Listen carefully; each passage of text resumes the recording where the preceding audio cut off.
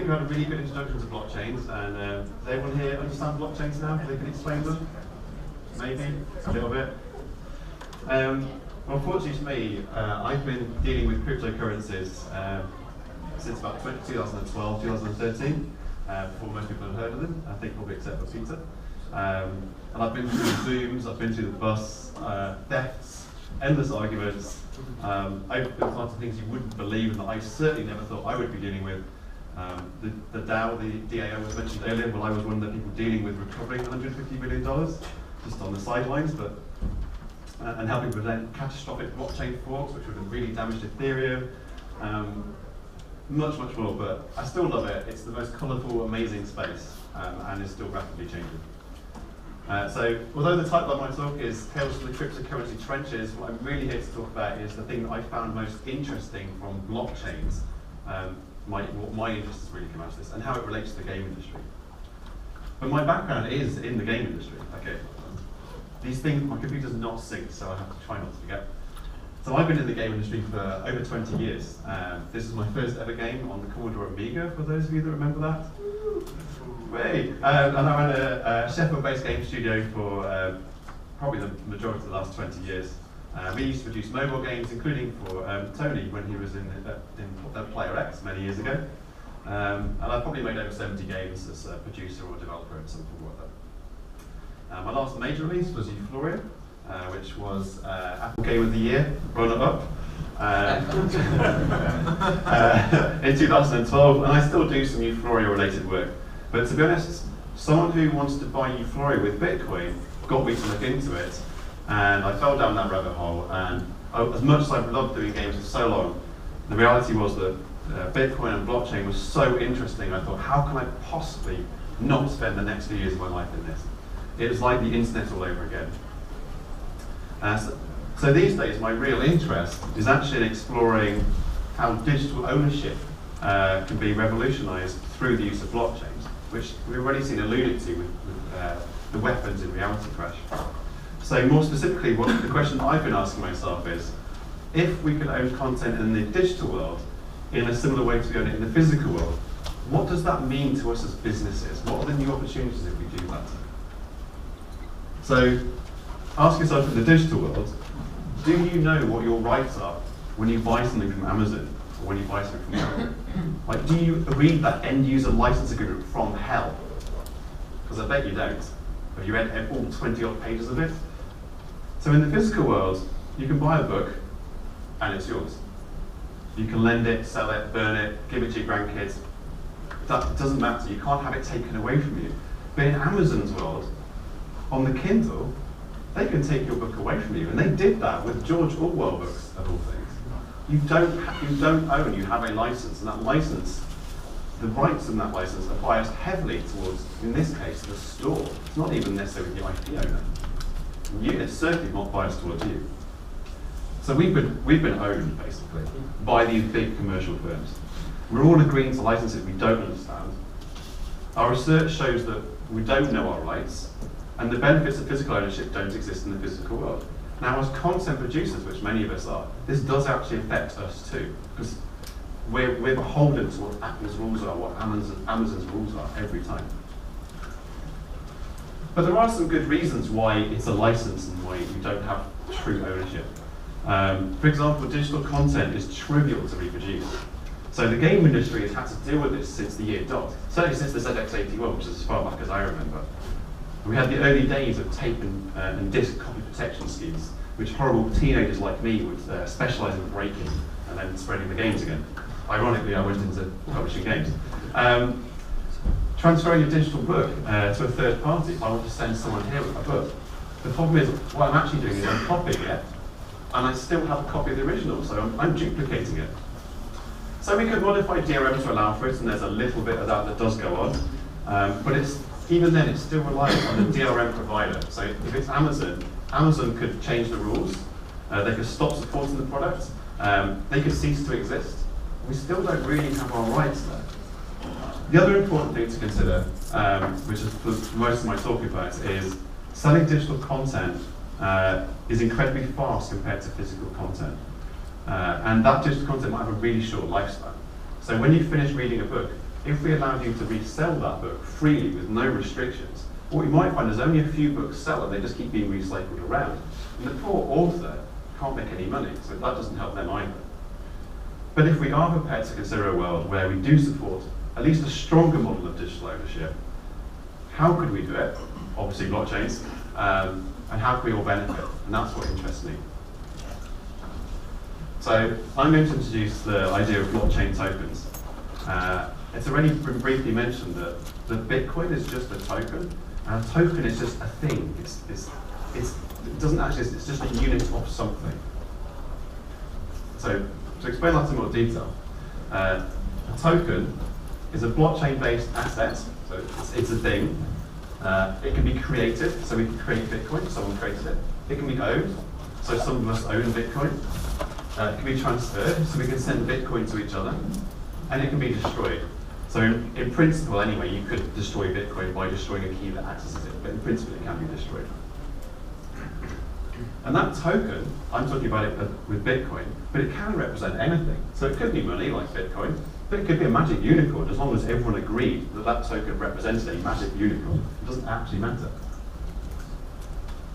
Another important thing about tokens, which I don't think has really come out yet, is that they're completely transparent. So when Bitcoin was created, everyone could see the code that handled how many Bitcoins are created per 10-minute interval. So we were told there were, I think it's 12.5 Bitcoins are created every 10 minutes at the moment. But everyone can see that that's true. It's completely transparent. And we can see those Bitcoins being minted. We can see them moving to someone's account. So it's completely transparent. We can know people are not cheating.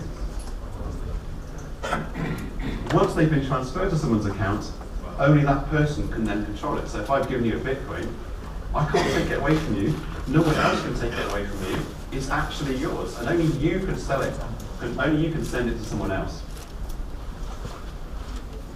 So we can have rules covering the issuance. So Bitcoin issues a certain number of Bitcoins every 10 minutes. But we can also have rules governing transference, which becomes important later. So we could say you can transfer it, but you must pay a 1% fee to Bitcoin miners. Or we could say you could transfer it, but only after the PG Connect event is completed are you allowed to send this token to someone else. Several blockchains have what we call a standard token model, which allows any kind of token to be created by, say, anyone in this room could create a token. Ethereum demonstrated it first, and their demo was a unicorn token. So anyone who donated to the Ethereum Foundation received a unicorn token in exchange, just so they could appreciate it. It's almost like a badge of honor in that case. But they could send that unicorn token to anyone else if they wanted. So,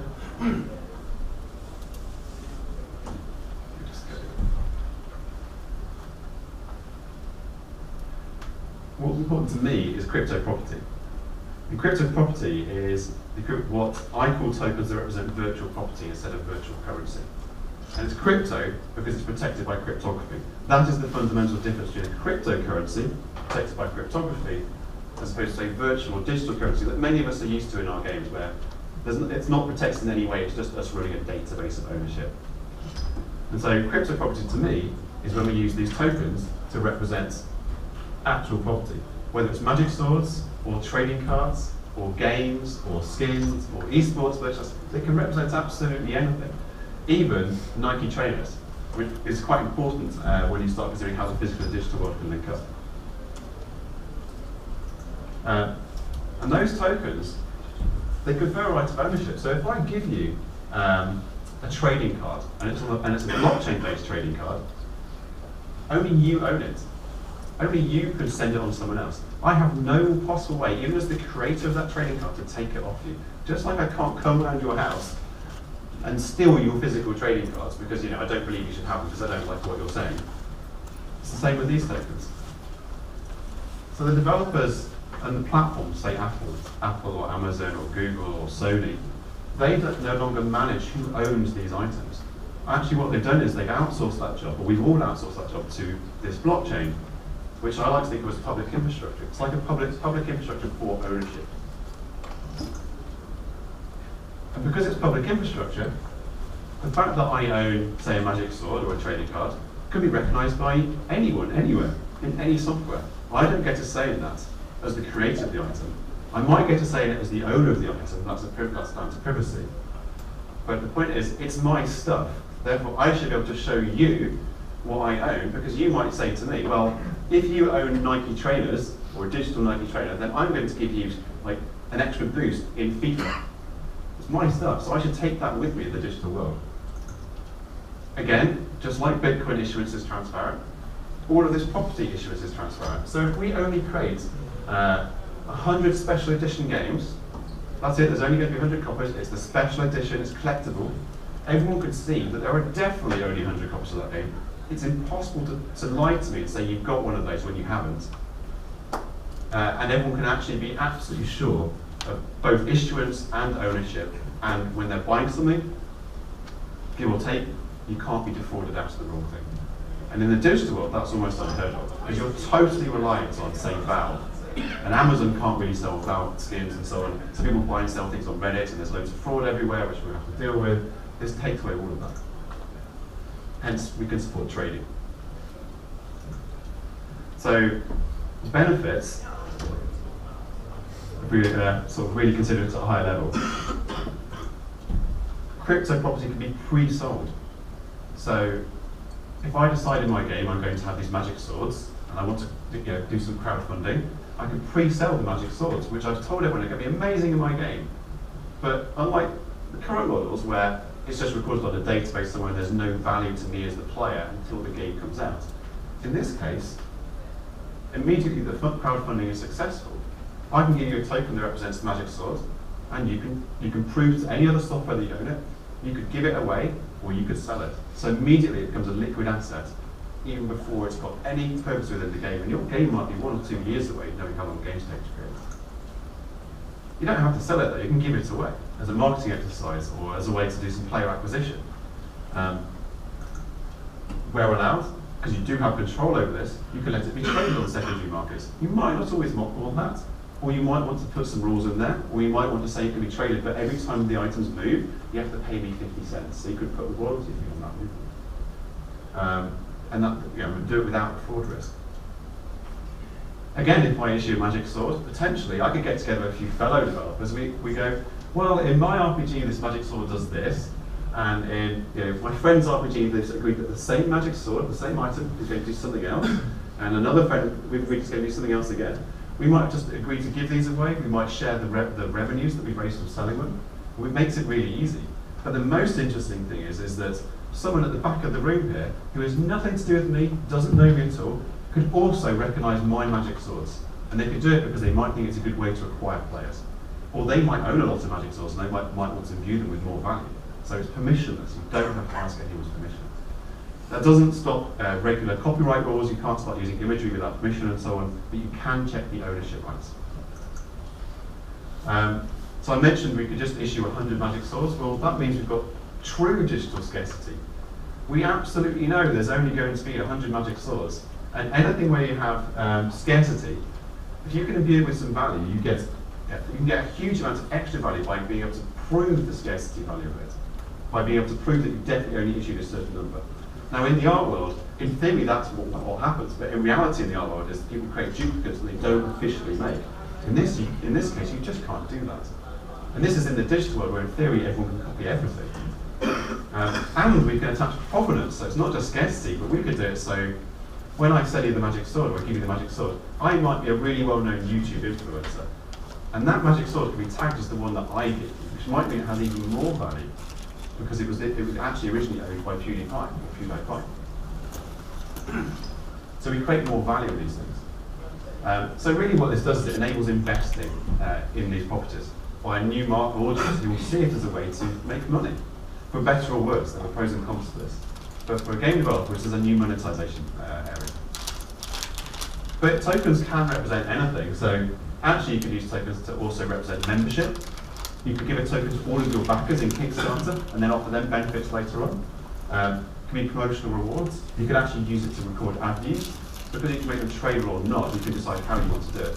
But the same tokenization strategy actually, I think, will be used for all kinds of different things, not just property, but endless different ideas that we've heard over the last few years. Cryptocurrency I'm just going to cover briefly because I think Tony's covered this. But currency is just another token. and you can issue one for your game. The only thing I want to say in addition to Tony is that there are a lot of legals around this, regulations, and if you want to consider a cryptocurrency, then you really, really need to look into the regulations around how you sell it, if you're selling it, how it's traded, what the implications are for you personally, how it operates in different countries. It's becoming increasingly complicated ever since Tony did his ICO.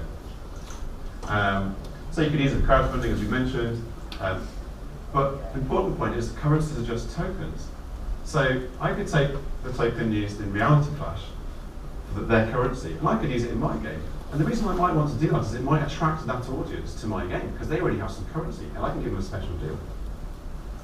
And I don't need anyone's permission to do that, so I can just use it anyway. They might be really happy with it, because another product supporting that currency will probably raise its value. So you can build your business model around the currency if you're issuing it, because you can just try to raise the value of the currency. Meanwhile, you hold a large chunk of it and you're accepting it as payment. Your entire business model might not be about selling anything, it might just be predicated on raising the value of a currency, and you meanwhile can trade that. And it's still a token, so you can still get all the other benefits of tokens. People still really own them. So why should we consider using a blockchain? Really for these reasons. So legitimate, safe, global, monetizable secondary markets, which I believe is a massive, massive thing. No longer will it be the likes of G2A doing things in slightly grey areas. It might still be the same companies doing it, but it's going to be much safer, much cleaner for everyone. And we can monetize it. Increased crowdfunding opportunities, increased opportunities for games which support UGC, because we can allow them to create tokenized content. All we have to do is support a protocol. We can allow cross-game assets to happen between our own games, with business partnerships and third parties, and even with people we don't even know, which might still increase the value for our audience and our products. We can have provenance that's trustworthy. We can increase player trust in what we're doing, because all these things are quite transparent. They know how many swords there are. If you play World of Warcraft and you're told there's only 100 super duper swords, you don't actually know that. You're just trusting Blizzard. And you're also trusting that Blizzard's employees aren't snafuing them. Well, we can make that a bit more open. And a side effect, subject to some privacy anyway, is you get a high quality data set about that player. You can look at what else that player is doing. You can see what products they're buying or obtaining elsewhere, what types of games that they play. Are they a highly valued customer that we want to try and acquire? Do we give them something of high value to try and bring them to our game or to our alpha? And finally, the data on ownership, so who owns what, that is persistent. I don't need to run a server. I don't need to just trust Apple won't remove this data. It's on a blockchain which handles lots of data, and in theory anyway, that data will last forever, in theory. So what I owned 50 years ago, in theory, I can still have that. So one final point about blockchains, I'm going to cover the pitfalls very quickly before some questions. People often talk about, well, if I've got a cryptocurrency or I've got virtual property on a blockchain, then other games can use it, and we can do cross-game assets, and we can pre-sell them, which is all fantastic, and I think that's really important. But it's important not to forget that if you're on a blockchain, then other blockchain projects can use your items. Colony is a project that I know quite well because I've done a bit of work on it, and it basically allows decentralized organizations to get together and do work, and work together to manage payments. And they can do it, and it does it in a very trustless manner. So what that means is that projects like Colony, which can handle digital assets, they can handle any cryptocurrency or any token, people can get together, like our existing guilds in our mobile games, and they can manage those assets of values, the resources that they're mining or that they're earning in the games, and they can decide how they're spent and how they're rewarded. And this third-party software that we never have to have anything to do with could actually end up running our guilds. Or it could be running our game developers who are actually sharing their proceeds, again using these same systems. So last thing, I'll call it trench foot, some warnings. Blockchains are really, really early stage, and they are still hard to use. They do not scale. We already mentioned that CryptoKitties took down Ethereum pretty much for a little while. So this technology is early stage. There are lots of teething difficulties. There's also a lot of blockchains now, and we don't know which one's going to win out and which one's going to be best, so we have to find a way to deal with that. Blockchain on mobile is actually quite problematic, so you have to trust whoever your app developer is. App Store rules can be quite prohibitive in terms of how things operate on the App Store. So you might not be able to use your cryptocurrency anywhere within your mobile application, or you might have restrictions on how you sell items. The regulatory environment is constantly changing, and there are security and potentially related support issues that need to be considered. I'm going to finish there. We'll skip through this bit. I have CryptoKitties as well. I made $5,000 on this, but some people make hundreds of thousands of dollars just trading these strange blockchain cats. It's not even a game, by the way, it's just collecting. There's nothing else to it. There's no game at this point. So if anyone's got any questions, I think I have about 1 minute. So for 2018, would you suggest to go more for ICOs for games or direct sell cryptocurrency? So I'm actually investigating how the currently regulatory environment is going to see ICOs for games, because it depends a little bit where you are. I think in theory, ICOs are a really good way to raise money, but I'm coming to the conclusion there are other ways you can do it whilst also having a cryptocurrency. So it might just be that you can sell cryptocurrency, but your ICO might be more to private buyers, and you might give a lot of your currency away to an audience to try and get them invested in the principles. One of the problems is to give your currency value, it needs to be traded, and until we have what we call decentralized exchanges more popular and easy to use, which will happen later this year, I think, it's getting more difficult to get your currency on exchanges, which is really, really important. I think selling of virtual items, I think, operates for a different audience. Virtual items will work for a gamer audience much more than a cryptocurrency audience, so less money involved, but I think a gamer audience will start to see the benefits of that. So I think it depends on whether you want that cryptocurrency audience who have a lot of money but are a pain in the ass, as you'll hear later, or try and find the benefits for your gamer audience who you understand them already and you're trying to give them benefits they currently don't have. Anything else? On the grade. So, great insights, Alex. My question is, if you're considering an ICO this year, given the issues with Ethereum and scaling, that we saw CryptoKitties, which blockchain technology would you be putting your ICO on? So I personally would do an ICO on Ethereum, but I wouldn't necessarily have the rest of my technology on Ethereum. So your token can live on Ethereum, but there's various different ways you can have your token usable within your product outside of the Ethereum blockchain. But meanwhile, your actual currency is on Ethereum, therefore it's compatible with everything on that system. And that's because partly for trading reasons, partly because it's just the best system for developers at this point. Yeah. Okay. One more. Let's get one more. Sure. So if I own a magic sword in a game, what are the obligations of the game company if I've got a virtual asset that's secured on the blockchain? I mean, can I sue them if they turn off the servers for the virtual world, so to say you have a legal obligation to run it forever, or compensate me for the loss of my sword? So you own a sword, so you own a token that the game company has said in their product represents a sword. Right. Now, if you buy the sword, it's a Kickstarter like crowd sale, and the game company never come out with their product, it's going to depend essentially what the contract is between you and the game developer, just like any Kickstarter would work. And the same way the game developer can turn off their servers at any point, that doesn't change. The difference now is that when the server is turned off, you still own the token, and that token might have a value elsewhere, either now or at some point in the future. So I can foresee a time when some old things that have been used get bought up by a company, then they pay someone to support that item, and then they can resell them for a lot more money. So they bought them cheap, and now they're using it. It's inevitably going to happen. I think that's it. I think we have a panel next. So I think I'll let whoever our moderator is. If anyone wants to ask any questions later on, I'll be around until the end of the day.